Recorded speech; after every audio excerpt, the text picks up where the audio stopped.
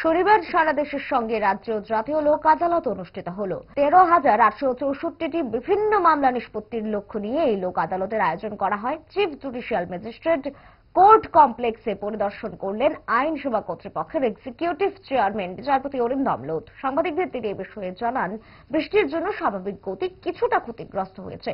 ত্রিপুরা উচ্চ আদালত ছাড়াও সমস্ত জেলা এবং মহকুমা আদালত চত্বরে এদিন এই জাতীয় লোক আদালতের আয়োজন করা হয়। আশা করা যাচ্ছে শেষ পর্যন্ত ফল ভালোই পাওয়া যাবে। ন্যাশনাল লোক আদালত হচ্ছে দেশের অন্যান্য জায়গার সাথে।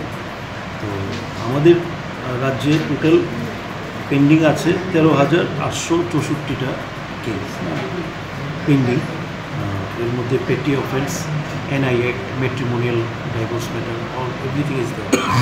তো আজকে শুরু হয়েছে 10:30 নাগাদ, কিন্তু বৃষ্টিটা এমন সময় নামলো যার জন্য লিটিগেন্টসদের আসতে খুব অসুবিধা হচ্ছে, এবং একটা পেট্রোল ক্রাইসিসও আরেকটা অ্যাসপেক্ট, যার জন্য এবার মনে হয় ডিসপোজাল রেট তাও এখন পর্যন্ত প্রায় 700-র মতো ডিসপোজাল আছে সারা স্টেটের, যা এখন পর্যন্ত খবর।